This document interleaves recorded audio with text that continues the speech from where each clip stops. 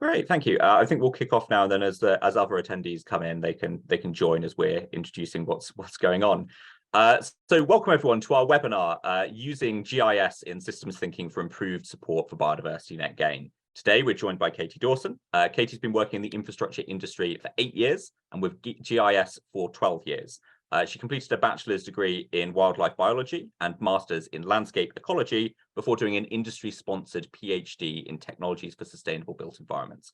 Katie is currently responsible for the development and delivery of all GIS-led environmental tools within Costain, with expertise in biodiversity, net gain, and natural capital. Today, Katie will explore the use of GIS tool to digitally manage biodiversity net gain calculations. In addition to the calculations themselves, the tool can be used to analyze individual parcels of land, as well as how they contribute to the bigger picture of the project and the calculations. By the end, we should also know more about how this supports better decision-making around vegetation clearance, habitat enhancements, and habitat creation, and how it supports the use of a systems thinking approach at a project level. That context is important because this webinar is linked to the IES's activities for the Solutions Thematic Day of the COP27 Global Climate Summit, because although this webinar isn't about climate change directly, it does tell us more about systems thinking approaches, which are needed to develop multifunctional solutions that work for people and the planet. Naturally, we'll be focusing much more on the biodiversity side of the equation, but that theme of multifunctionality might be something we come back to later on in the questions. As always, there will be a chance for questions at the end of the presentation, so please do submit these in the Q&A option at the bottom of your screen at any point during the presentation, and then I'll ask those on your behalf later on. Thank you for logging in, and I'm now going to hand over to Katie. Katie. Hey, thank you. So good afternoon, everyone, and thank you for joining me on this webinar, Systems Thinking Perspective for Improved Support for Biodiversity Net Gain. I'll have to excuse my voice a little bit. I'm currently part of this never-ending cycle of colds that seems to be going around.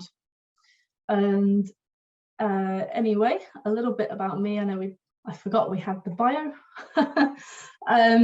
Yes, I'm a senior member of Costain's GIS team as GIS lead for environment. I'm responsible for the delivery of our environmental GIS-led tools, so one of which being our digital biodiversity net gain management tool. My background is in wildlife, landscape ecology, and then my PhD research involved the use of GIS in these fields, specifically for the infrastructure industry. So I'm really into how we can use the digital tools to make better and more evidence-based decisions for land use on development sites. So going over the agenda of what I'm going to present, we're going to look at the context of biodiversity net gain, how we can use a systems of thinking approach to our site, our solution to managing biodiversity net gain, and a real world example of this. We also have some lessons learned and then some further development and visualizations, following up with a little summary at the end. So a bit of background for those unfamiliar with biodiversity net gain. DEFRA and Natural England have developed metrics that can be used to quantify the value of particular habitats into biodiversity units. The baseline is calculated, then the loss, and any enhancement or restoration after that. So by removing the units for loss from our baseline and adding the units for enhanced, we get an overall net value of biodiversity units lost or gained on the site. Units are recorded in an assessment tool, which is an Excel file that can be downloaded from the Natural England website. And then we have what goes into the unit itself. So we have metrics that act as multipliers that give us our units. That first metric is habitat distinctiveness. This is a predetermined value based on habitat classification. And it's worth noting that this classification system being used is UK habitats, not phase 1, which most people are familiar with. And this adds another step in our process, as these habitats need to be translated over. And it's really important if we're then going back onto site that we are surveying in the UK habitats classification. So aside from that note, our distinctiveness includes parameters such as species richness, diversity, rarity, and the degree to which that habitat supports rarely found species from other habitats. Our next metric is habitat condition. So this is assigned to habitats based on our field survey, so where habitats meet certain criteria and are then classified from a poor to good condition. There is also a metric for connectivity and strategic significance. So these values are multiplied by the area of that land parcel in hectares to give us our baseline. And to calculate our loss, we need a vegetation clearance data, and this should include both temporary and permanent changes to the site. And excuse me, any habitats that are unaffected are logged in the recording tool as areas retained. So then that we then have a value for our units lost. So we're now in our biodiversity loss. There are some mechanisms to then reach our biodiversity net gain from here. There is on-site enhancement and habitat creation. There is a penalty within the metric for new habitat creation on site that reduces its value to encourage the avoidance of impacts. So these are decimal multipliers, specifically time to target condition and difficulty of creation. So we need to be following also a like-for-like or better approach when reinstating habitats. There's opportunities to improve distinctiveness values for upgrading the habitat type or improving the condition. We can also do off-site enhancements and habitat recreation. This is suitable for sites that don't really have much leeway in terms of land on site. You do need approvals from local planning authority and Natural England to be able to do this. And then there is also a penalty for being off-site as well with one of those decimal multipliers. Then finally, credits can be bought. This is still quite new, and I'm not really an expert in this area, but this is considered a last resort. So the price of units, last time I looked, was kind of set between £10,000 to £20,000 per unit. So the cost can really add up for a big site with a big loss. And when completing, our biodiversity net gain plans and enhancements, all of this needs to be maintained for 30 years. So there's a lot of thought that needs to go into this. But the concept around quantifying biodiversity based on these standards isn't new. However, up until now, there's been no requirement for developments to deliver it.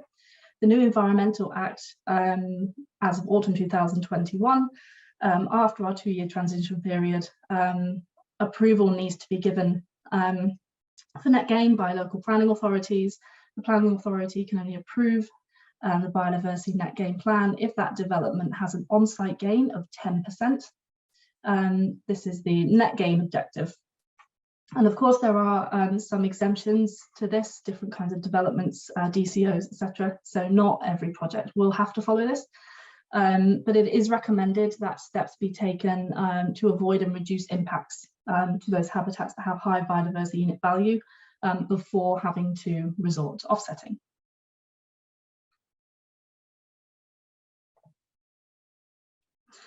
So we now want to think about the best way to manage biodiversity net gain, but to also understand the dynamics and relationships that can be affected by those changes. Some of what I'm going to talk about isn't necessarily what's currently done. With development projects, the focus really tends to be very much on the percentage of gain, and we need to change that perspective. When we make the right decisions for a particular environmental ecosystem, the units will follow, as the principle of the units is based on ecology to begin with. And this is where systems thinking perspective can really be useful. So when thinking about a site, it's simple, but I like to use landscape ecology definitions. And so landscape ecology is the study of spatial patterns that gives the standpoint that habitats are part of a larger mosaic that affects ecological processes. Processes within landscape ecology really relates to a systems thinking approach to environmental management, and we can break down our site based on scale. So the 3 parts of our site, which is going to be our system, are patch, class, and landscape. We'll start small. Our patch is literally the individual land parcel. Class is the patches of one habitat type. And then the landscape is all the habitat classes on the site.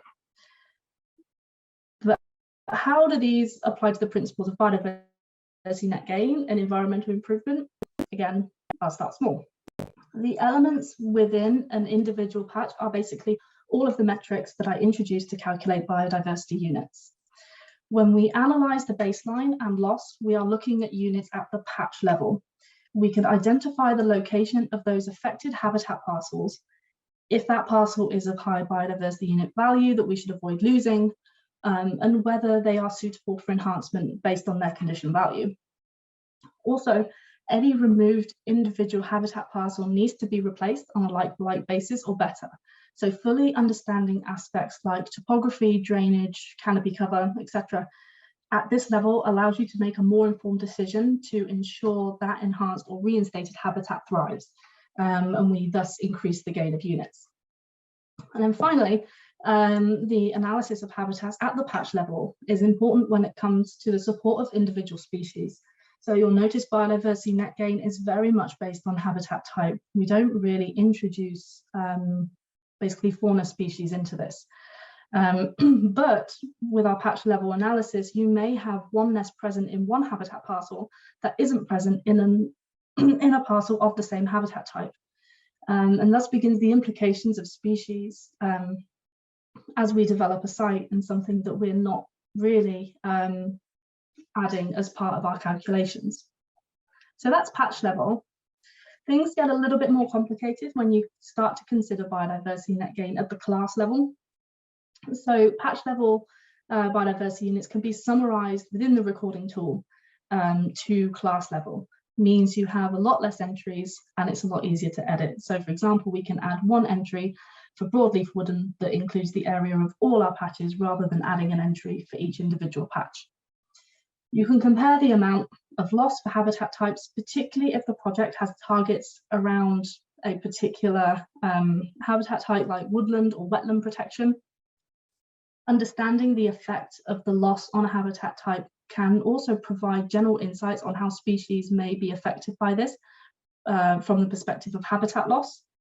In addition, we can start to look beyond the impacts of habitat loss and see how these class changes can start to affect the landscape.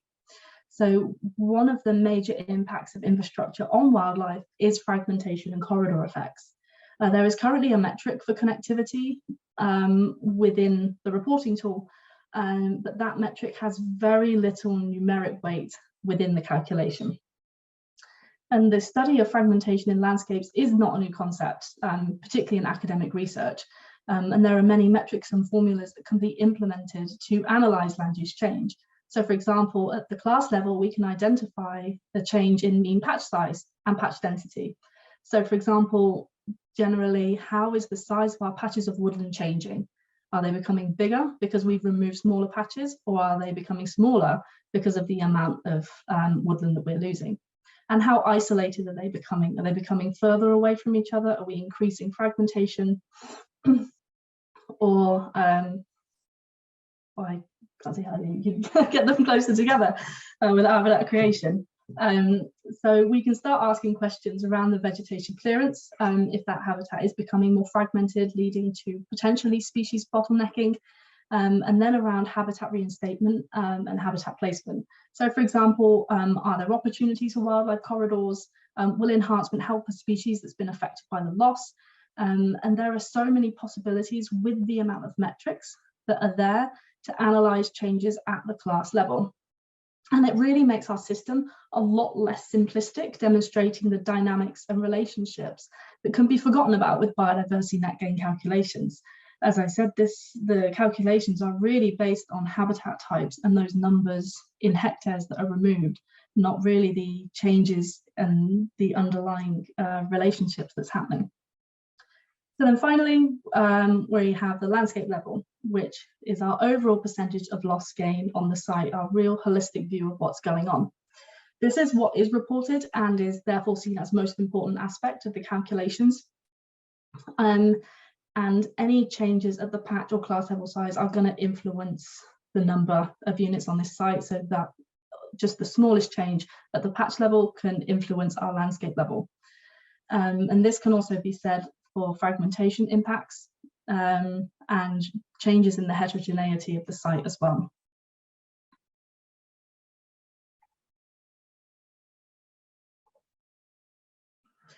So we have our system, and we have all the parts of our system and how they relate to each other. So I'm going to talk about the solution we have for managing biodiversity net gain, and a belated Happy World GIS Day for yesterday.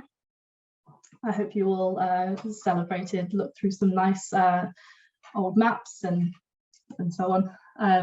The GIS has been associated with the construction and infrastructure industry for decades in almost all sectors. But previously, people have thought of GIS solely as a data visualization tool, overlooking the opportunity for data analysis and decision support. However, land use planning and GIS have been used within research to identify landscape changes over time, using developed indicators and indices to monitor environments. So our class level analyses can be done using GIS. And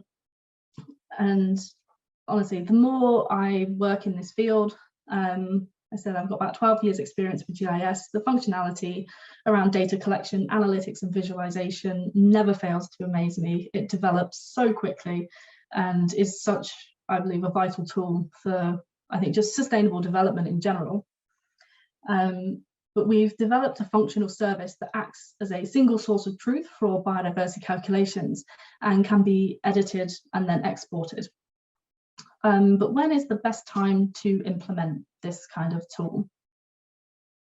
So in theory, the design stage of a construction project is crucial to all aspects of sustainable development, particularly for adding concepts that reduce impacts to the environment, like habitat loss, like we're talking about, but also things like pollution and waste production.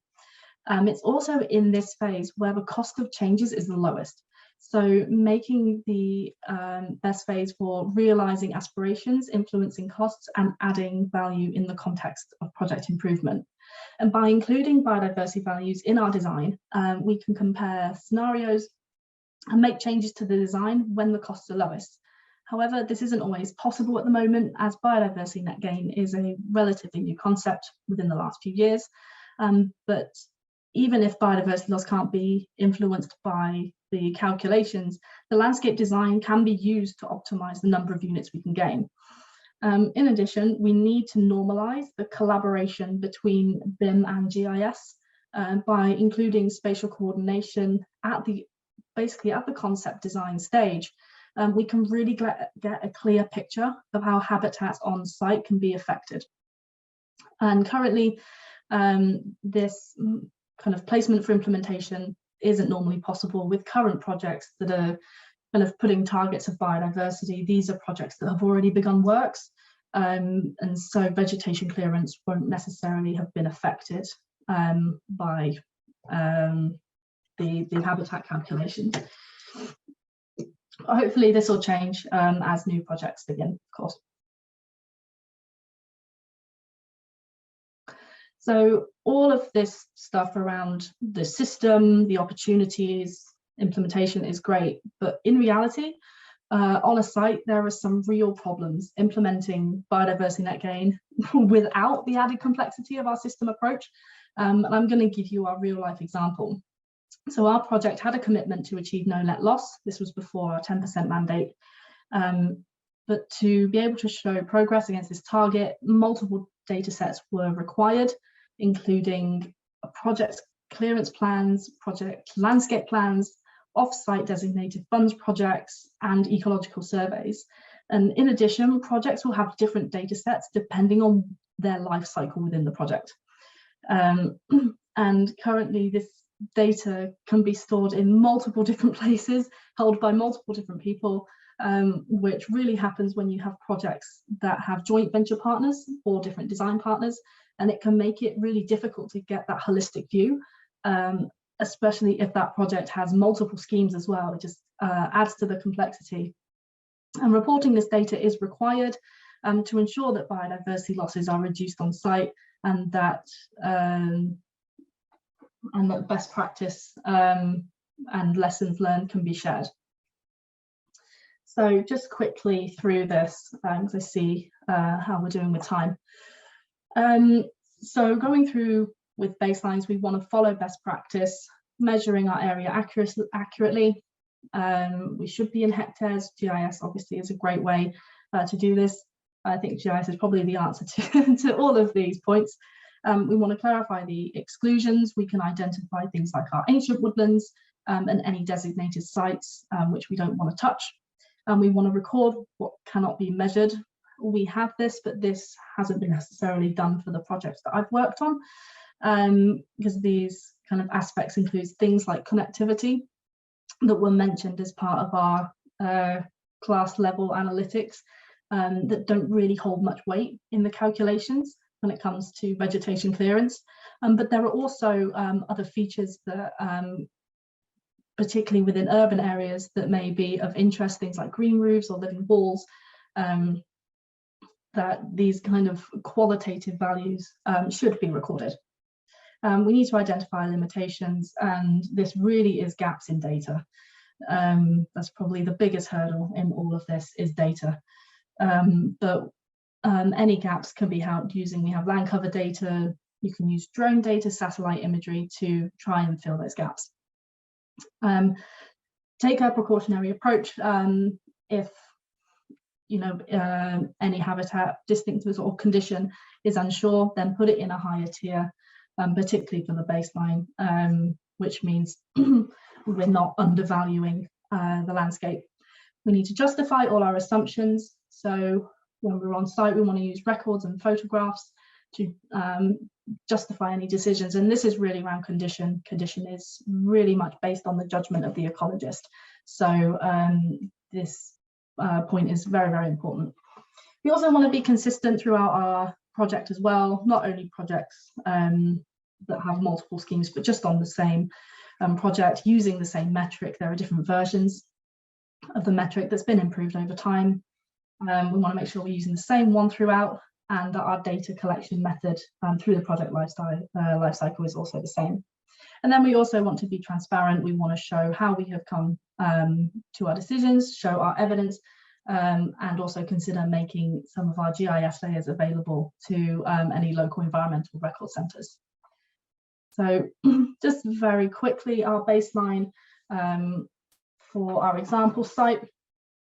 So we had previous phase 1 data only in PDF form, so that had to be redigitized and then sent to our ecologist to do the condition survey and to ground truth the data. The official submission document, this as you can see on the screenshot, was completed, but everything else was done in GIS as standard. In addition, just to completing the calculations, we were able to assess the habitats at the patch level on the site that are of high value and should have been conserved. So this actually happened when works had already begun. But we could also, more importantly, look at those habitats that have a lower value of condition and thus presenting opportunity for enhancement. So you can see the enhancement and reinstatement options from the start. So when we did this, it was a lot of paper maps and illegible scribbles, but this has led to us working on a GIS data collection and editing application, which allows our environmental team to go out and record data, not just for Biodiversity Net Gain, but all kinds of ecological data. Our site did have clearance, which came from our design partner. So we can look at further impacts at the class and landscape level looking at this, because it turned out that our highest loss was in broadleaf woodland. We can start asking the questions, is our woodland becoming more fragmented? Will this affect the species within the home range, within these habitat parcels? And will this removal affect the balance of the landscape itself? So our GIS management solution also allows us to consider existing built infrastructure as well. So if a building is being removed from a site, not only can we see the impact of habitats immediately surrounding the building and the reduction in units, but we can also then start looking at the aspects of planning such as access for construction vehicles, placement of temporary units or machinery, and hopefully thus reducing loss in biodiversity through strategic placement. And furthermore, just knowing these potential areas of loss can feed into our plans for the landscape design to achieve net gain.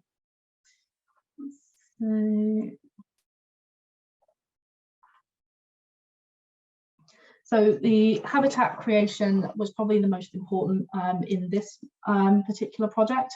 We were able to identify a particular kind of grassland that had a very high distinctiveness that really improved a lot of the grassland that was being removed. And then what we were able to do was we were able to feed the costs for maintenance and all these different options for enhancement into the GIS application, and we were able to see kind of the amount of biodiversity units we need compared to cost and maintenance.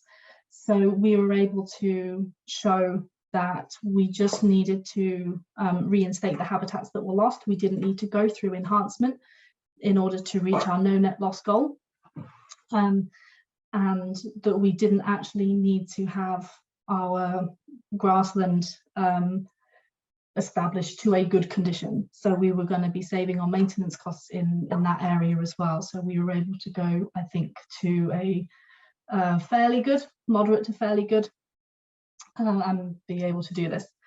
So the downside to doing this, though, is that the difficulty of restoration does reduce the overall value of those reinstated habitats, but currently it's all about finding that balance within the site to reach biodiversity net gain, particularly when that project doesn't have a huge amount of budget dedicated, as this wasn't included basically from the start. So we've got our lessons learned from doing all this. I'm actually going to skip this slide because I'm seeing about time to show you more interesting stuff about how this looks. So the example I gave didn't have an application such as this. This is one of our first sites, and it's really been used as a lessons learned base for us. But I have some screenshots to show you how this can be visualized, ensuring all parties are seeing the data and understanding what we have on site. So this kind of visualization shows all aspects of our system. We have the bigger picture firstly, with our text in units, and then onto the map. Within this alone, we can see the balance and distribution of habitats and buildings, along with being able to select and analyze individual patches. We can include graphs that give the class level overview of our site. We have 3 classes on our site, and we can either show their area or their total biodiversity unit value. And then we have other functions such as filters to look at individual patches as well. So for example, if we wanted to highlight those that have a high distinctiveness that will ultimately have a high biodiversity unit value, or as kind of previously suggested, looking at low condition habitats which are opportunity for enhancement. I'll give you just a few seconds to look at that one.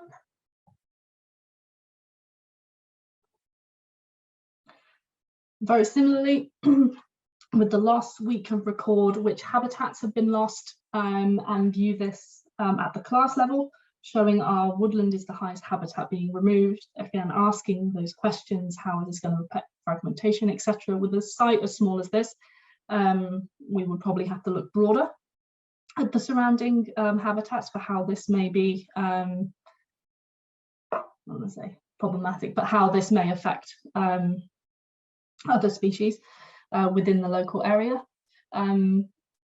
But if the predominant, the other thing we can really show is those immeasurable aspects.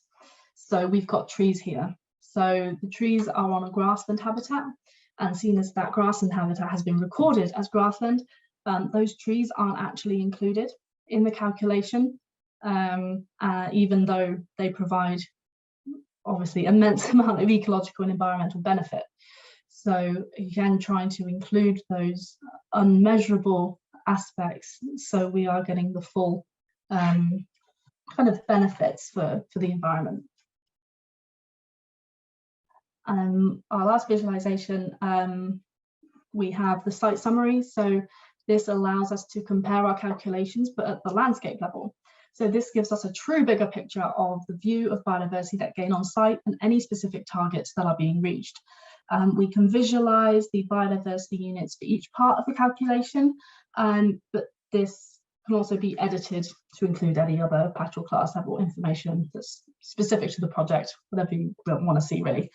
And then in addition, if the project is multiple schemes, a summary page at the landscape level can really allow for the comparison between sites and an overall view of the loss and gain across the entire project. And if each individual scheme has a target, we can then look at where resources need to go to improve that score. And the same can be said if it's a project-wide target as well, where are our highest losses and where are our biggest gains.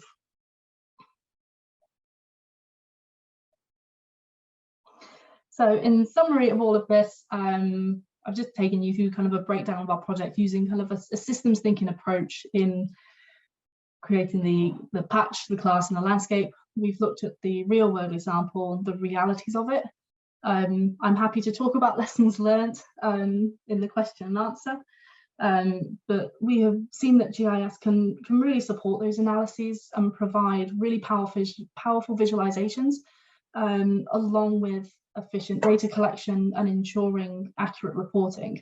So when we break down the site into patch, class and landscape, it makes the entire process a lot less overwhelming and can inform which analyses and visualizations are most suitable dependent on the user or the audience. So there are two areas of growth around this, in my opinion, for biodiversity net gain. The first is within our system, and specifically taking those class level impacts into account during the design stage. Excuse me.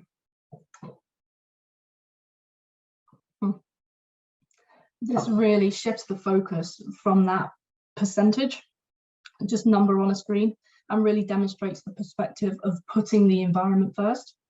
The second is developing our technology further to do those analyses on our system and continue to improve efficiencies and make more accurate calculations, thus improving decision making.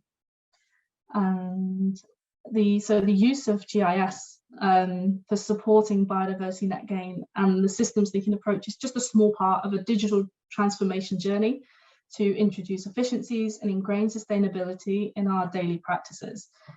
We are purposefully using the term digital journey since this is a cultural change, mainly around cloud-based transformational practices, and this does not happen overnight. So introducing different ways of operating does require careful planning, communication, and collaboration between multidisciplinary teams across an organization with clear benefits and defined outcomes for each department. So undergoing this exercise, as tedious and time-consuming as it may appear, can provide valuable insights around achieving sustainable growth as part of a step change initiative around driving greener and more sustainable practices. So thank you very much for listening. I'm happy to answer any questions. Thank you, Katie. I thought that was a great presentation. I just had to sort of rearrange myself from very unhealthily leaning in to look at all the visualizations. And I thought, in particular, I really enjoyed the level of technical detail that you were able to go into on how that kind of systems approach can take us beyond that, at times maybe atomistic look at net gain that might be happening in some places with some developers.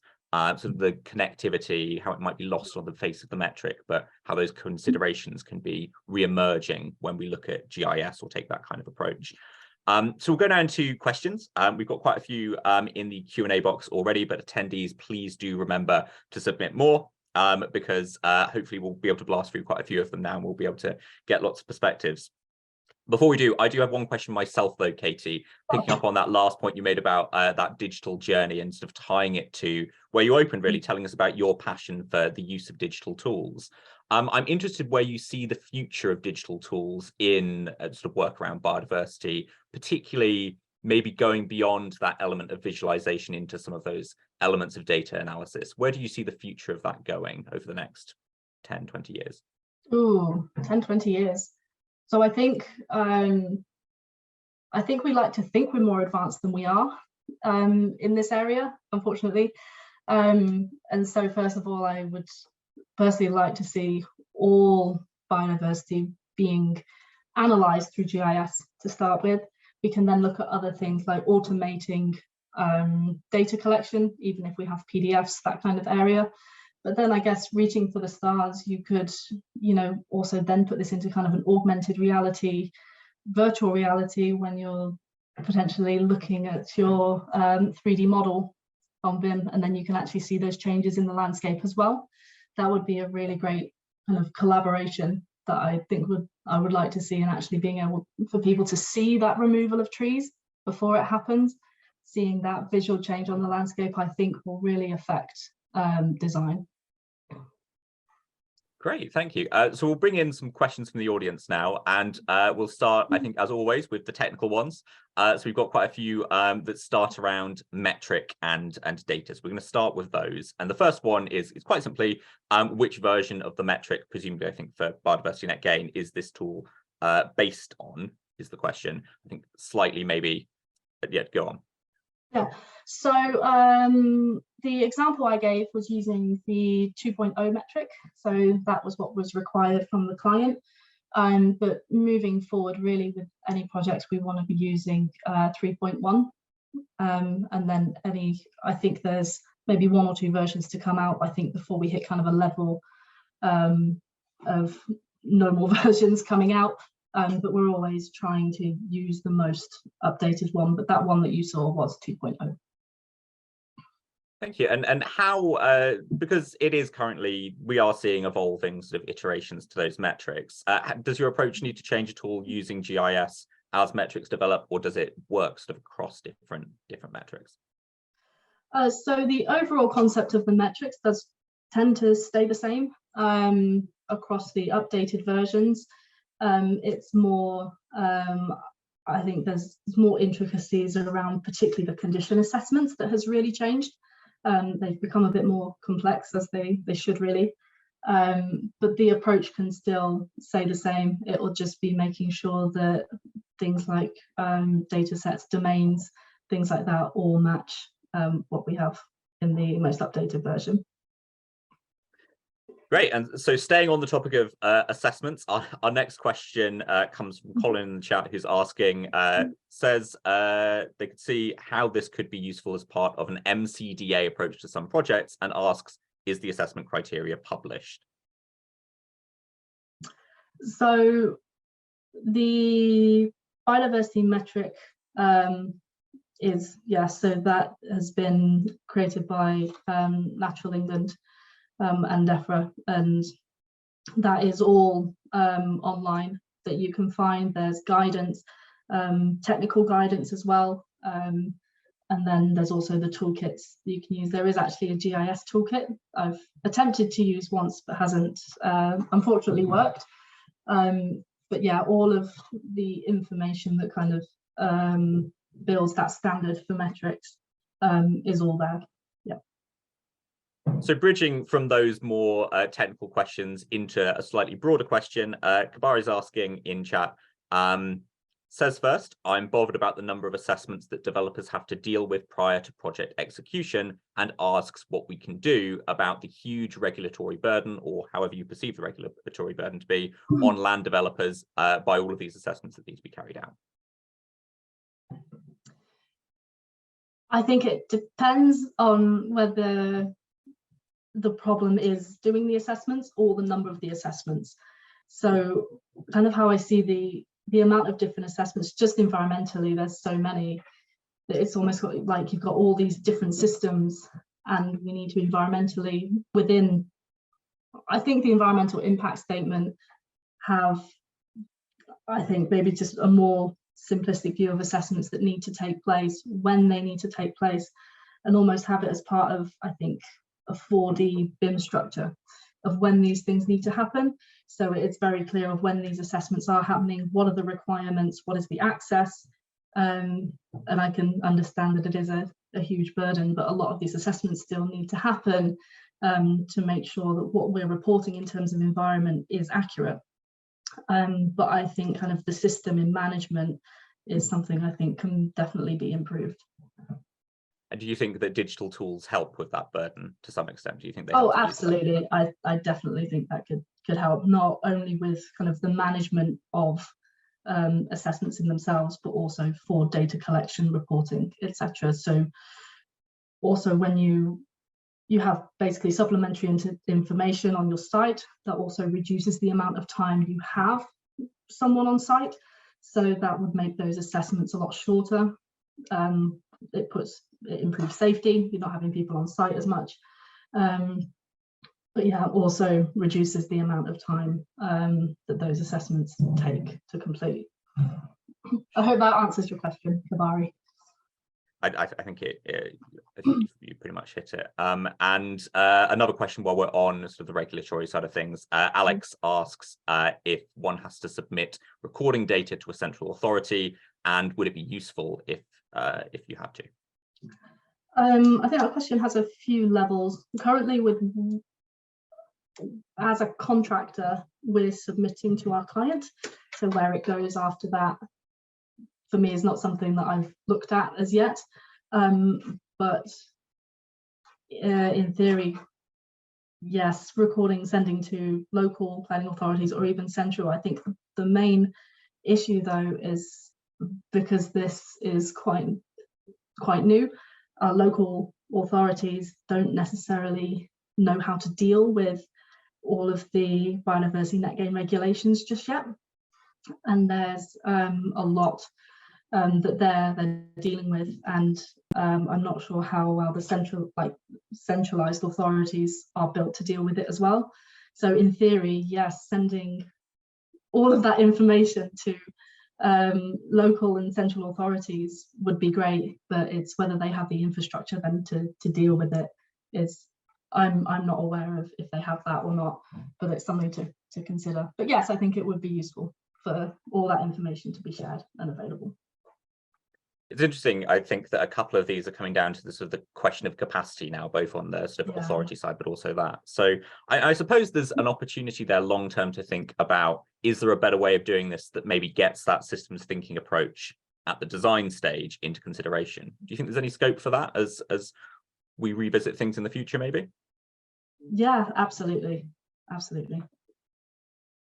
Okay, we've got a few more questions. We're going to try and rapid fire through a few of these. First, anonymous attendee is asking, have you had any experience with QField? I haven't. So this also answers another question. At Costain, we are Esri users. So this was built using ArcGIS, and then we visualize with ArcGIS Enterprise as well. So I actually don't have as much experience with QGIS applications. I'm assuming QField is part of QGIS that I probably would like to, but it's definitely a note I'm going to make to look into. So thank you for that. And you're absolutely right. You've also caught this one about ArcGIS at the same time, so we can mark that one off as well. Let's end on one final question then. An anonymous attendee says and then asks, hi, noticed in your presentation of maps, the attribute tables had a biodiversity unit value for each parcel of habitat in your layer. Assuming that the value is unknown until the data is pasted into the metric, is the case that you used the values from the metric to feed the attribute tables later on? Do you have any comments on those thoughts and then any answer to the question? Yeah, absolutely. It all kind of feeds into each other. So basically we have our data set that has basically the template of all the metric data that goes into it. But when we, let's say we have a phase one survey, we have those parcels of data, but we don't necessarily have the metric data that goes into it. So when that's recorded, that feeds into the attribute table that then feeds into our calculation. So it's almost like this cycle, because that attribute table then feeds back into the reporting tool with areas. And so it's all working together. And so that's where kind of data collection is a very important aspect, that we want to make sure that, you know, inserting those values into the attribute table is done in a really efficient manner, that we don't have, you know, copying and pasting 3-4 times by different people to make sure that we have that information there. But yeah, absolutely, that feeds into the attribute table. Thank you so much, Katie, and thank you. I think great answers to all of the questions, really useful insight there. But we'll finish now, unfortunately, for time so that people can end their lunch on time. Thank you, though, Katie, for presenting the webinar. I thought it was really, really useful insight from the technical level all the way up to some of these big picture questions on systems thinking and design stage and all these questions. But that's it from us today, attendees. Thank you for logging in. I hope you found that beneficial and informative. I very much did. Don't forget to record your attendance at this webinar in our CPD tool by logging into the IES members area. This webinar has been recorded and it'll be made available on the IES website and on our YouTube channel. If you're watching the recording on YouTube in the future, please subscribe to our channel. Indeed, if you're not watching the webinar in the future, please also subscribe to our channel so you can find the recording when it comes out. Please also like the video and please share it with your friends and colleagues. Next week, we're going to have 2 more free webinars. They're on hazardous effects of a burgeoning space industry on the environment and towards a circular economy of electric vehicle batteries. So 2 really interesting topics. And you can sign up for both right now on the IES website. If you've enjoyed today's webinar, please do consider joining the IES as a member. Hopefully, we'll see you again soon. But for now, thank you again to Katie, and thank you to everyone for attending. Thank you for watching. Bye.